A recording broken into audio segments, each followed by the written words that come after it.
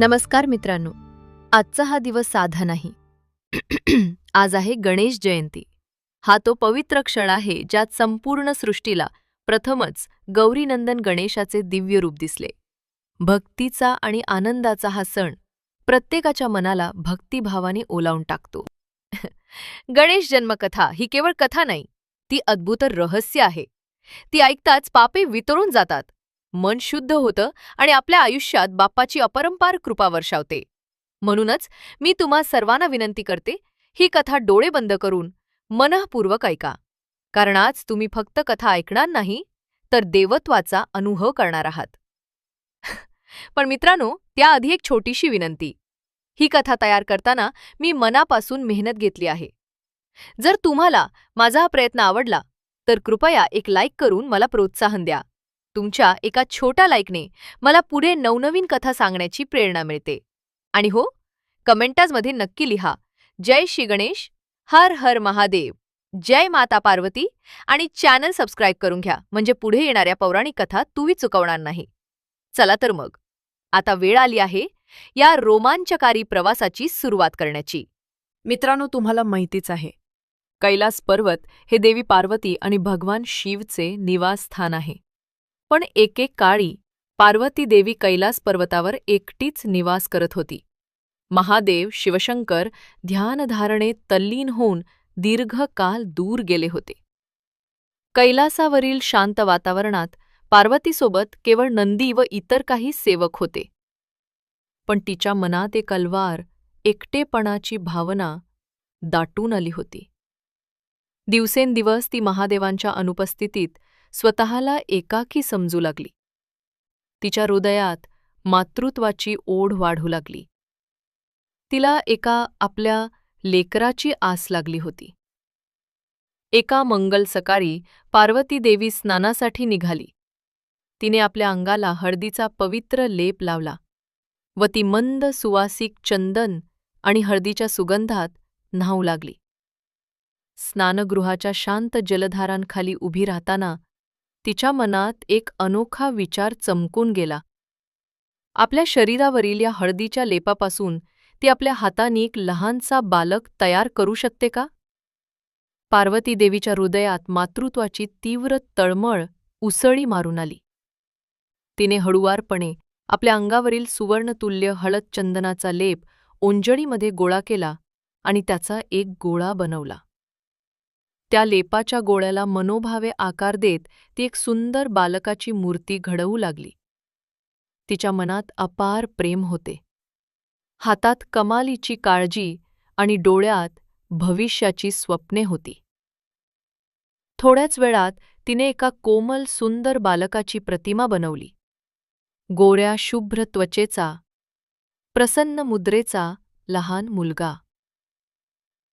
त्या बालकाच्या मूर्तीचे हातपाय आणि चेहऱ्याचे निरागस भाव दृष्ट लागावेत असे होते. क्षणभर पार्वती देवीने त्या निर्जीव बालकाकडे प्रेमभराने पाहिले. तिच्या स्त्री हृदयातील वात्सल्य जणू उत्संबळून आले. तिने डोळे मिटले, अंतःकरणातील सर्व शक्ती एकवटली आणि त्या प्रतिमेत प्राणप्रतिष्ठेचा संकल्प सोडला. तिच्या कपाळावर तेजस्वी आध्यात्मिक तेज प्रकट झाले. काही क्षण देवी पार्वती ध्यानस्थ अवस्थेत त्या मातीच्या बालकास प्राणदान करण्याचा मंत्र जपत राहिली. अचानक तिच्या हातातील बालकाच्या मूर्तीत कंपन जाणवला. पार्वतीने आशेने डोळे उघडले आणि चमत्कार घडला. तो छोटासा बालक प्रत्यक्ष प्राण घेऊन जिवंत झाला. त्या कोमल बालकाने पहिले शब्द उच्चारले आणि आपल्या मोठ्या डोळ्यांनी भोळ्या आश्चर्याने तिच्याकडे पाहिले. पार्वती देवीच्या आनंदाला पारावर उरला नाही. तिने त्वरेने तो बालक आपल्या उराशी आवरून धरला. तिच्या डोळ्यांतून आनंदाश्रू ओघळले. माझं बाळ, ती प्रेमाने उद्गारली. त्या दिव्य घटनेमुळे कैलासावर एक नवीन प्रभा पसरली. पार्वतीला जणू स्वर्गाचं सुख लाभलं. तिला आपलं हवंसं लेकरू मिळालं होतं. पार्वती देवीने त्या बालकाचे कोणतेही नामकरण तत्काळ केले नाही. पण तिने ममतेने त्याला आपला लेक मानून घेतले. दिवस जात होते तसे त्या आई आणि पुत्राच्या नात्याची गाठ अधिकाधिक घट्ट होत गेली. पार्वती आपल्या लाडक्या चिमुकल्याला दिवसभर कधी खेळवीत असे, कधी प्रेमाने जेवू घालत असे. ती त्याला विविध गोष्टी सांगत असे, देवदेवतांच्या कथा, सृष्टीची रहस्ये, आणि तो बालक टक्क लावून त्या गोष्टी ऐके. देवी पार्वतीच्या मनातील सारे रिकामेपण त्याच्या हसऱ्या चेहऱ्यामुळे भरून निघाले होते. तो बालक अत्यंत आज्ञाधारक आणि प्रेमळ होता. आईच्या प्रत्येक आज्ञेचे तो मनोभावे पालन करी आणि तिच्या चेहऱ्यावर हसू फुलवण्यासाठी तो लहानसहान प्रयत्न करी.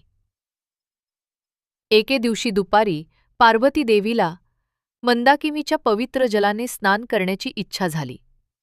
सूर्यमृदू प्रकाशाने कैलासाच्या शिखरांना सोनसळी आभा देत होता. पार्वतीने आपल्या लाडक्या पुत्राला जवळ बोलावले. निरागस बालक तिच्यासमोर हात जोडून उभा राहिला. बाळा, मी आज स्नानासाठी जात आहे, पार्वतीने सांगितले. तोपर्यंत तू दारावर पहारा दे. माझ्या परवानगीशिवाय कुणालाही आत येऊ देऊ नकोस. आईच्या शब्दात अपार विश्वास आणि ममत्व दाटलं होतं. बालकाने दोन्ही हात छातीशी आणून नतमस्तक होत गंभीरतेने उत्तर दिले, आई, तू निर्धास्त रहा. मी प्राणपणाने तुझ्याद्वारी पहारा देईन. तुमची आज्ञा माझ्यासाठी सर्वोपरी आहे. पार्वतीने आनंदाने त्याच्या कपाळावर प्रेमाने एका बोचकीने नजर उतरवली आणि स्नानगृहात निघून गेली.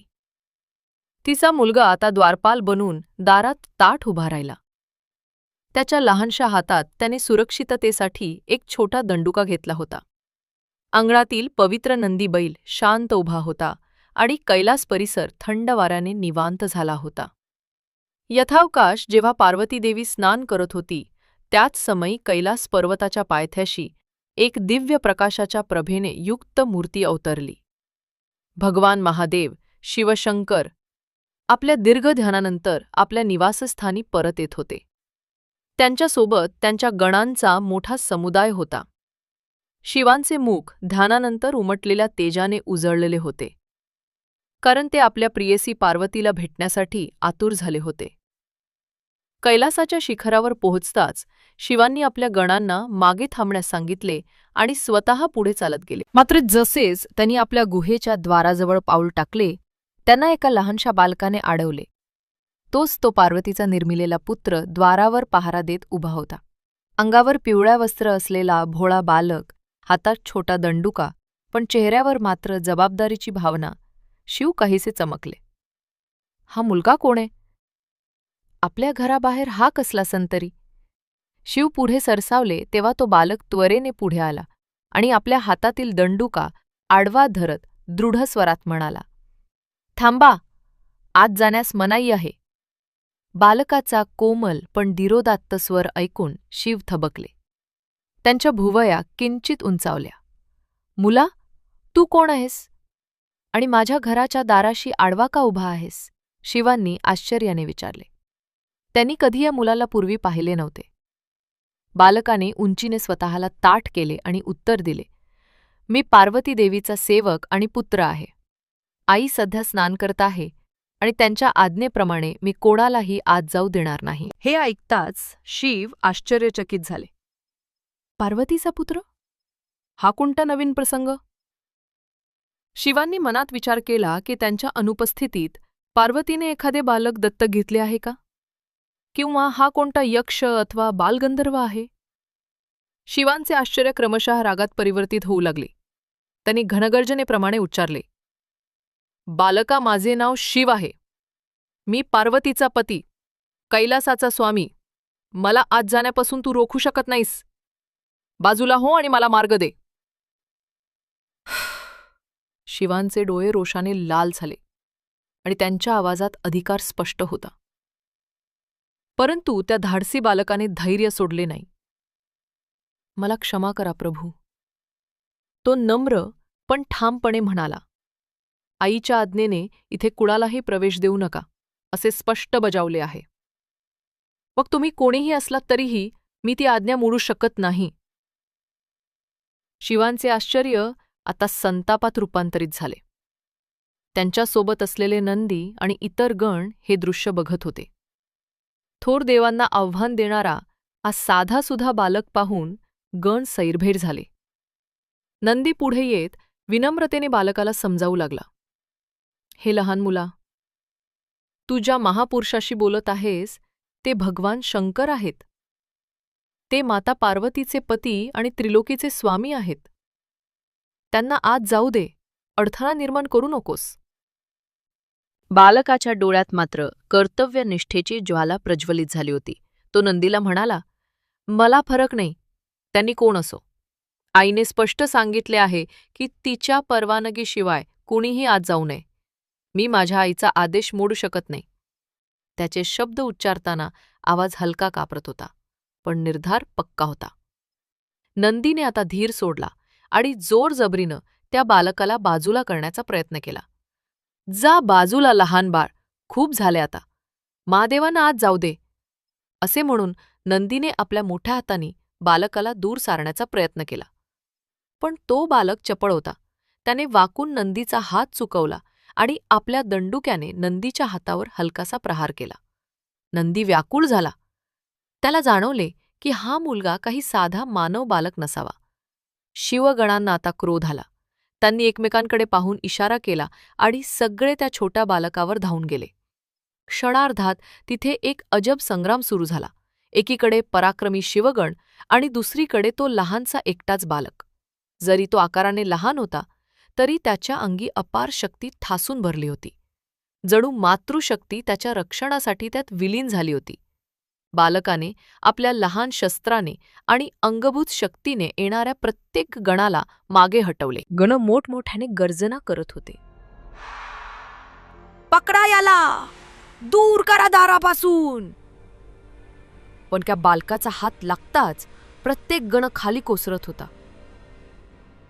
काही क्षणातच नंदीसहित सर्व प्रमुख गण जखमी अवस्थेत दूर फेकले गेले. काहींना कपाळावर मुका मार लागला तर काहींच्या हातातून शस्त्रे गळून पडली.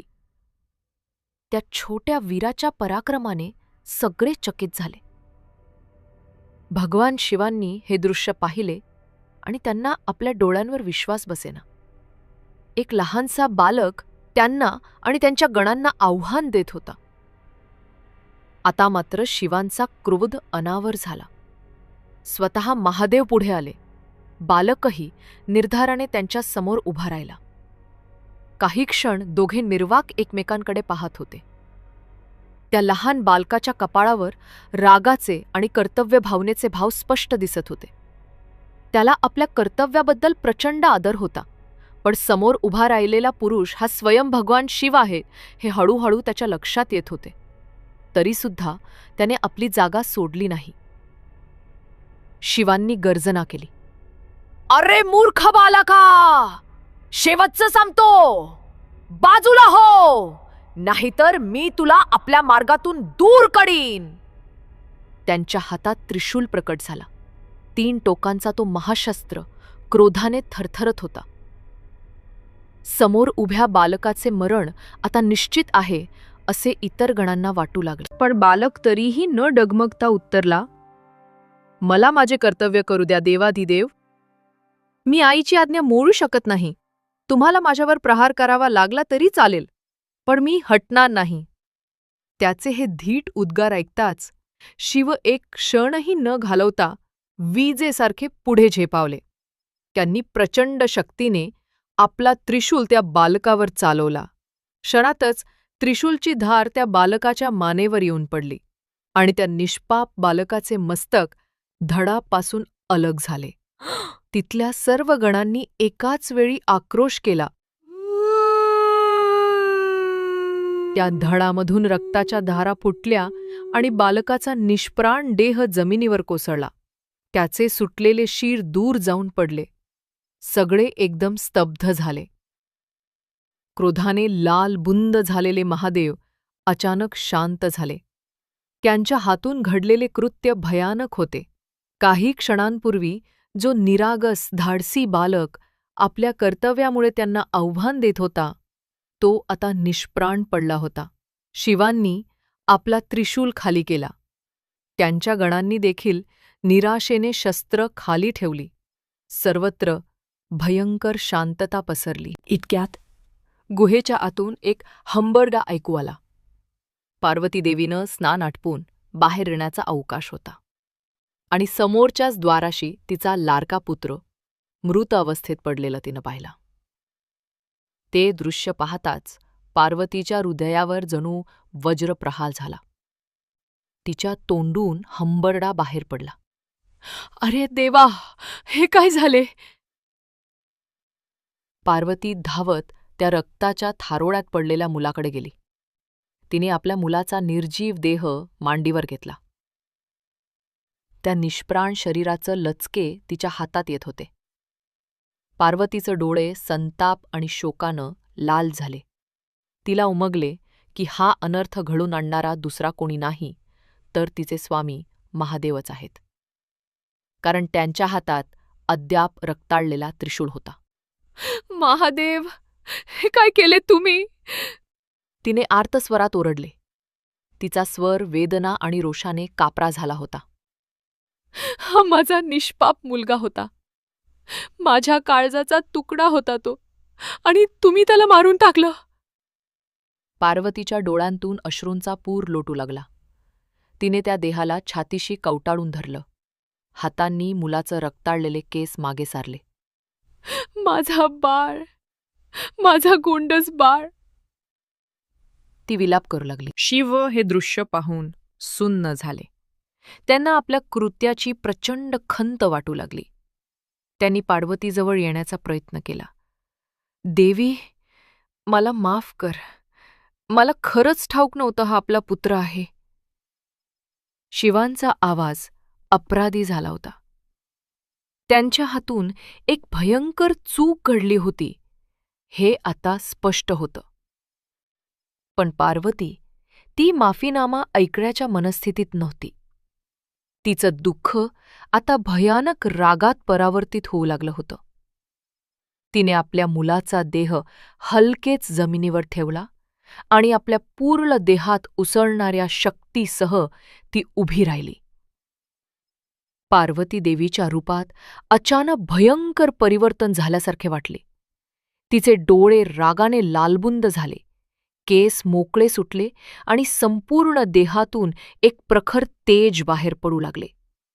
तिच्या श्वासातून जणू ज्वाळा बाहेर पडत होत्या. पार्वतीचा स्वर घनगर्जनसारखा हादरला.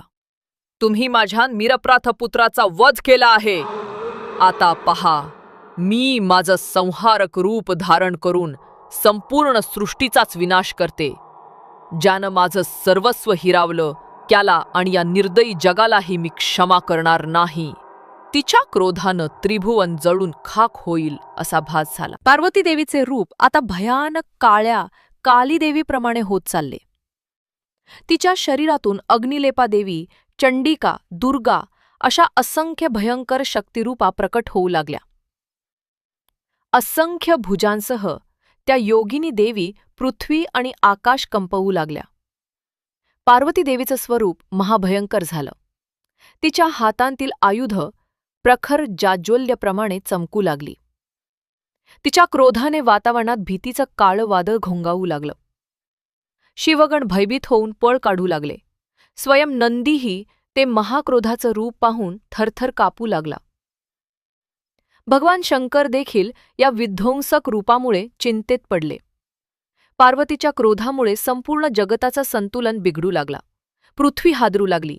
आकाशात विजा कडाडू लागल्या. या अतर्क्य घडामोडींची वार्ता स्वर्गलोकात पोहोचली. सृष्टीचा संहार अटळ आहे असे चिन्ह दिसू लागल्यावर सर्व देवागण व्याकुळ झाले. साक्षात ब्रह्मदेव, सृष्टीचे कर्ता, यांनी पुढे येऊन या संकटावर तोडगा काढण्याचे ठरवले.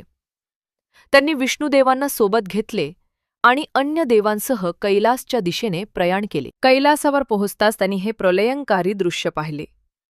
एकीकडे पार्वतीने धारण केलेले भयानक देवी रूप आणि त्यांच्या आसपास तांडव करत असलेल्या विकराळ शक्ती, तर दुसरीकडे शिव आणि त्यांचे गण हताशपणे उभे होते. ब्रह्मदेवानी हृदयाला स्पर्शून जाणाऱ्या नम्रतेने दोन्ही हात जोडले आणि धीटपणे त्या क्रोधित देवीजवळ गेले. देवी पार्वती, ब्रह्मदेव गिडगिडवणीच्या सुरात म्हणाले, कृपा करून शांत व्हा. आम्ही तुमच्या दुःखात सहभागी आहोत, पण रागाच्या भरात संपूर्ण सृष्टीचा विनाश करू नका. असं करू नका. सृष्टीत असंख्य निरपराध जीव आहेत, ज्यांचा या घटनेशी काहीही संबंध नाही. त्यांच्या शब्दात करुणा आणि विनवणी होती, पण पार्वतीच्या नेत्रात अश्रू आणि अग्नी दोन्ही होते. ती केवळ एकच मागणी करत होती, मला माझा पुत्र परत हवा. तो जिवंत पाहिजे मला. नाहीतर मी थांबणार नाही. मी सर्वांचा संहार करीन. तिचा आवाज थरथरत होता. एका आईचा विलाप आणि भीषण संताप यांचा मिलाफ त्या स्वरात ऐकू येत होता. भगवान विष्णूंनी पुढे येत दोन्ही हात जोडले आणि शांत स्वरे विनंती केली, हे महादेवी, आम्हाला तुमच्या दुःखाची पूर्ण जाणीव आहे. आम्ही तुमचा पुत्र परत आणण्यासाठी सर्वतोपरी प्रयत्न करू. कृपया असा कोप करू नका. तो निर्दोष बालक तुम्हाला नक्कीच परत मिळेल याची आम्ही शपथ घेतो. पार्वतीनं रडत रडत त्यांच्याकडे पाहिले. तिच्या मनात आपल्या बाळाचं चेहऱ्याचं पुन्हा दर्शन होण्याची तीव्र इच्छा होती. तिनं स्तब्ध उभ्या शिवकडे टक लावून पाहिले. शिव निराधारपणे खाली मान घालून उभे होते. पार्वतीनं मग आपल्या हातानं तिच्या क्रोधित शक्तींना थांबण्याचा इशारा दिला. त्या शक्तीही तिच्या आज्ञेची प्रतीक्षा करत शांत झाल्या. ठीक आहे, देवी पार्वती कठोर पण दुःखी स्वरात म्हणाली. जर माझा मुलगा पुन्हा जिवंत झाला नाही आणि त्याला देवांमध्ये मान मिळाला नाही, तर मी हा संहार थांबवणार नाही. तिनं तिची अट सांगितली. ब्रह्मदेवांनी तत्परतेने मान हलवली. तथास्तु, ते उद्गारले. देवी, तुमच्या दोन्ही अटी मान्य केल्या जातील. आम्ही सर्व प्रयत्न करून तुमच्या पुत्राला पुन्हा जीवनदान देऊ आणि त्याला देवांमध्ये अग्रमान दिला जाईल. पार्वती देवीनं दीर्घ श्वास घेतला. तिचा संताप आता आशेनं थोडा निवळला होता. तिनं तिच्या क्रोधित शक्तींना माघारी जाण्यास सांगितले. तोच पार्वतीभोवती गर्जना करणाऱ्या देवी रूपांनी एका प्रकाशकणात विलय होऊन पार्वतीच्या शरीरात पुन्हा स्थान घेतले. देवी पार्वतीचे रूप पूर्ववत झाले, पण तिच्या डोळ्यांतील आसवे थांबत नव्हती. ती तिच्या निश्वासात फक्त आपल्या मुलाचे नाव घेऊन राहिली. माझा बाळ, माझा बाळ. आता महादेवांनी पाऊल उचलले. त्यांनी पुढे येत गंभीर स्वरात आपल्या गणांना आज्ञा दिली. तुम्ही लगेच उत्तर दिशेला जा. जे कुठलेही सजीव प्राणी तुम्हाला प्रथम निद्रिस्त अवस्थेत दिसेल, ज्याचे मुख उत्तर दिशेला असेल आणि ज्याची माता त्याच्याकडे पाठ ठेवून झोपली असेल, त्याचे शीर तोडून त्वरित आणा. शिवांचा आदेश मिळताच गण त्वरित निघाले. आपल्या जखमा आणि वेदना विसरून सर्व गणांनी जीवाच्या भराऱ्या मारल्या. विष्णू देवानीही आपला गरुड वाहन पाचारण केला. त्या डौलदार पक्षावर आरूढ होत तेही स्वयं शोध मोहिमेला निघाले. ब्रह्मदेव कैलासावर थांबले आणि यज्ञमंत्र जपत राहिले. महादेव आणि पार्वती प्रतीक्षेत होते. पार्वतीच्या चेहऱ्यावर वेदना तर महादेवांच्या चेहऱ्यावर अपराधीपणा स्पष्ट दिसत होता. दरम्यान शिवगण भराभर वनश्रीमध्ये पसरले. हिमालयाच्या परिसरातील घनदाट जंगलांत त्यांनी दिव्य दृष्टीने शोध सुरू केला. अचानक एका गणास दूरवर एक विशाल आकृती दिसली. तो एक हत्ती वनकाठी निजला होता. सूर्यास्त होत आला होता आणि त्या हत्तीने आपली सोंड उत्तर दिशेकडे वळवून डोळे मिटले होते. तो शांत निद्रेत होता आणि त्याच्या श्वासांची गर्जना दूरवर ऐकू येत होती. त्या हत्तीची माता पण त्याचेकडे पाठ करून निवांत झोपली होती. जणू तिला तिच्या पुत्राची चिंताच नाही. मित्रांनो, स्कंदपुराणात असे सांगितले आहे की तो हत्ती गाजसूर होता. गणांनी एकमेकांकडे पाहिले व निर्धार केला, हाच तो प्राणी ज्याचे शीर नेण्याची आज्ञा होती. क्षणाचाही विलंब न लावता ते त्या विशाल हत्तीवर तुटून पडले. एका गणाने तलवार उपसली आणि दुसऱ्याने त्या हत्तीची सोंड पकडून मान खाली दाबली. एका जबरदस्त आघातात त्या हत्तीचे शीर धडावेगळे झाले. हत्तीचा प्राण त्याच्या शांत निद्रेतच निघाला.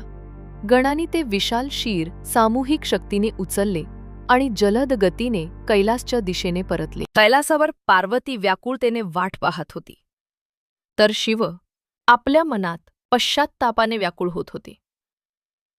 इतक्यात आकाशात पक्ष्यांचा किलबिलाट आणि गडांचा जयघोष ऐकू आला. शिवगड ते हत्तीचे शीर घेऊन परत येत होते. पार्वतीनं तो अवाढव्य हत्तीचा शीर पाहताच गोंधळून गेली. पण तिच्या हृदयात आशा पल्लवित झाली की काहीही स्वरूप असो, तिचा मुलगा तिला परत मिळणार. गडांनी प्रेमाने ते हत्तीचे शीर शिवांच्या पुढे ठेवले. विष्णू आणि इतर देवही अवतरले. शिवांनी तत्क्षणी आपल्या मंत्रशक्तीने त्या हत्तीच्या शिराचे आकार थोडे लहान केले, जेणेकरून ते त्या लहान बालकाच्या धडाशी जुळवता येईल. ब्रह्मदेव पुढे आले आणि त्यांनी आपल्या कमंडलूतून पवित्र जलाचे थेंब त्या शिरावर शिंपडले. महादेवांनी आपल्या त्रिशूलाच्या टोकाने बालकाच्या धडावर काही दिव्य अक्षरांची अधोरेखा कोरली आणि ध्यानस्थितीत डोळे मिटून मंत्रजप करू लागले. पार्वतीच्या अश्रूंनी बालकाचा देह आधीच न्हावला होता. आता त्या निस्तेज शिरविहीन देहावर हत्तीचे शीर काळजीपूर्वक जोडले गेले. ब्रह्मदेवाने कमलाच्या फुलातील अमृताचे काही थेंब त्याच्या तोंडात टाकले. समस्त देवता त्या महिमातून प्रकट होणाऱ्या संभाव्य चमत्काराकडे निखळ आशेने पाहत होते. पार्वतीचा श्वास रोखला गेला. हा क्षण फार मौल्यवान होता. शिवांनी उच्चारले, ओम तत्सत, आणि आपल्या तपोबलाने त्या शिरी प्राणप्रतिष्ठेचा मंत्र फुंकला. एक तेजस्वी प्रकाशपाटा उठला आणि काही क्षण सर्वांना काहीच दिसेना. पार्वतीने व्याकुळ होऊन पुकारले, बाळा. तेवढ्यात त्या चकाकत्या प्रकाशातून एक हलचल जाणवली. बालकाचा निर्जीव देह हलला. त्या हत्तीच्या शिराने युक्त अशा शरीरात संजीवनी संचारली. बालकाचे हत्तीमुख डोळे मंदपणे उघडू लागले. हत्तीचे कान थोडे हलले. त्याच्या छातीमध्ये पुन्हा श्वासोच्छ्वास सुरू झाला होता. जिवंत झाला! माझा मुलगा पुन्हा जिवंत झाला! पार्वतीने हर्षभरीत किंकाळी फोडली. तिला विश्वासच बसेना. समोर तिचा लाडका लेक आता हत्तीचे गोजीरवाणे मुख असलेला पण सजीव श्वास घेत होता. बालकाने पूर्णपणे डोळे उघडले आणि अलगद उठून बसला. समोर त्याची आई अश्रू ढाळत उभी असल्याचे त्याने पाहिले. त्याने काही क्षण गोंधळून सर्वत्र पाहिले. त्याला काहीच आठवत नव्हते. तो शेवटचा स्मरत होता ते द्वारावर पहारा देणे, आणि मग समोर महादेवांचा रागीट मुख, त्यानंतर काळोख. आता अचानक त्याच्या आईचे आनंदाश्रू त्याच्या अंगावर पडत होते. आई! तो आश्चर्याने कुजबुजला. पार्वतीने धाव घेतली आणि त्याला आपल्या मिठीत घेतले. तिने त्याचे हत्तीचे मुख दोन्ही हातांनी पकडून प्रेमाने त्याच्या कपाळाचा मुका घेतला. माझा बाळ, तू परत आलास बघ, ती रडत म्हणाली. तिच्या काळजावरील ओझं हलकं झालं होतं. पण इतक्यात तिला जाणवलं की तिच्या मुलाचं रूप पालटलेलं आहे. तो पूर्वीसारखा सुंदर मानवी चेहऱ्याचा नव्हता. त्याला आता हत्तीचं मोठं मस्तक आणि सोंड होती. मोठे टपोरे कान आणि शुभ्र हस्तिदंत होते. पार्वतीच्या आनंदात एक नवाच काळजीचा सूर मिसळला. माझ्या लेकराचं असं रूप, ती हलकेच पुटपुटली. या वेगळ्या रूपामुळे याचं आयुष्य कठीण तर होणार नाही? लोक याला पाहून घाबरतील, याची चेष्टा तर होणार नाही? हे तरी कसं जगेल माझं बाळ या अवस्थेत? आईची माया आता आपल्या मुलाच्या भविष्याची चिंता करू लागली. तिच्या डोळ्यांतून पुन्हा अश्रू दाटले. शिवांनाही आपल्या पत्नीचे दुःख पुन्हा उफाळून येताना पाहावेना. ते आतापर्यंत शांतपणे उभे होते. आता ते पुढे आले आणि त्यांनी हात जोडून पार्वतीला उद्देशून म्हटले, देवी, माझ्याकडून फार मोठा अपराध घडला. मी माझ्याच पुत्राचा वध केला आणि तुला इतकं दुःख भोगावं लागलं. कृपा करून मला माफ कर. महादेवांचा स्वर पापभीरू झाला होता. पार्वतीने त्यांच्या डोळ्यांत पाहिले.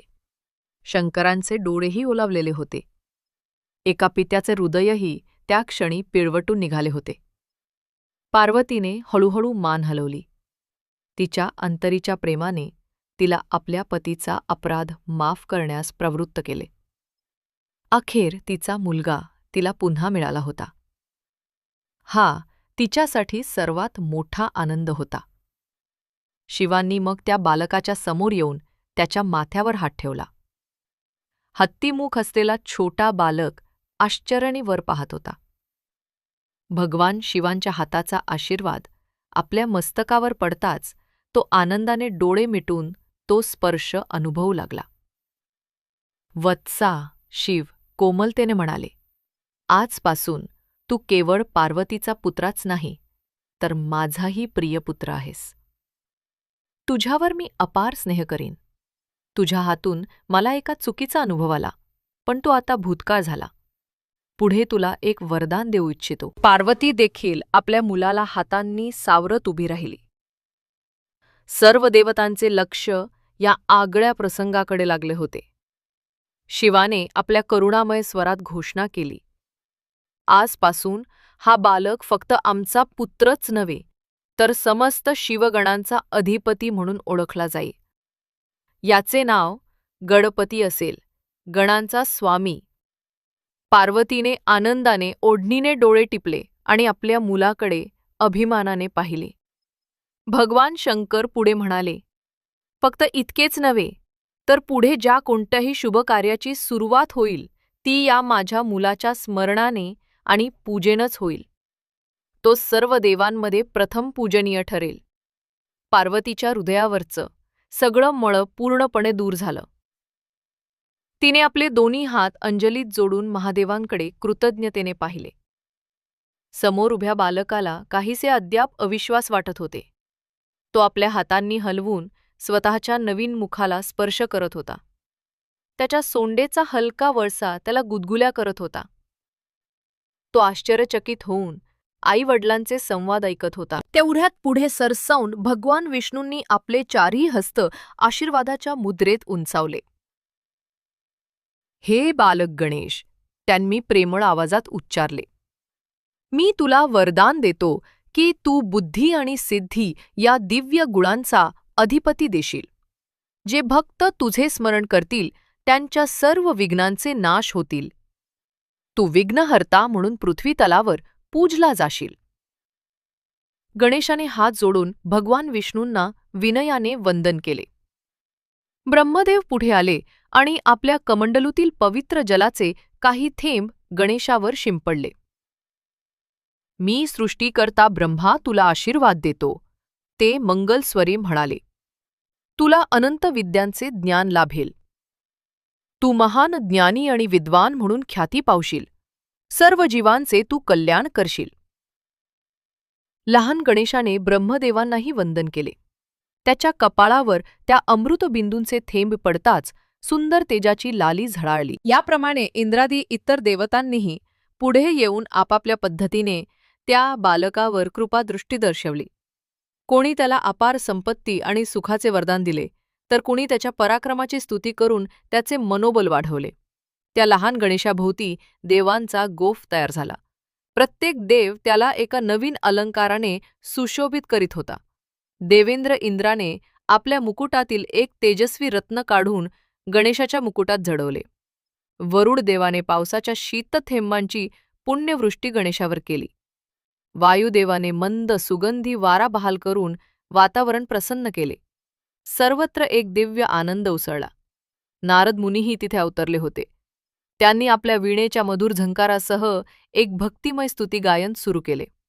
जय देव जय देव जय गजान मंगलमूर्ती मोरया अग्रपूजित गणनायक. त्यांच्या तालावर स्वर्गातील अप्सरा नृत्य करू लागल्या आणि सर्व देवगण जय गणेश असा जयघोष करू लागले. कैलासाचे संपूर्ण वातावरण भक्तिमय आनंदाने भरून गेले. पार्वती देवी आपल्या पुनर्जीवित बालक गणेशाला प्रेमाने आलिंगन देते. त्या क्षणी पार्वती देवीला समाधानाची अनुभूती झाली. तिने पुन्हा एक वार आपल्या मुलाला जवळ घेतलं आणि हलकेच त्याच्या कपाळावर ओवाळलं. माझा लाडका गणेश, ती प्रेमभराने म्हणाली, तू खरंच महान होशील बाळा. सर्व जग तुझ्यावर प्रेम करेल. गणेशाने आपल्या छोट्या हातांनी आईच्या गळ्यात मिठी मारली आणि आपल्या नरम सोंडेने तिचे गाल अलगद स्पर्शले. पार्वतीच्या चेहऱ्यावर हसू आणि आसू दोन्ही एकत्र चमकले. महादेवांनी पुढे येऊन गणेशाला आपल्या 2 बलवान भुजांत उचलून घेतले. त्या दुर्मिळ प्रसंगाकडे पाहून सर्व शिवगण हर्षभरीत झाले. शिवांनी आपल्या पुत्राचे लाड करताना मनोमन त्याला दिलेल्या वेदनेबद्दल क्षमा मागितली. गणेशानेही गोड हसून जणू आपल्या पित्याला मनोमन क्षमा केली.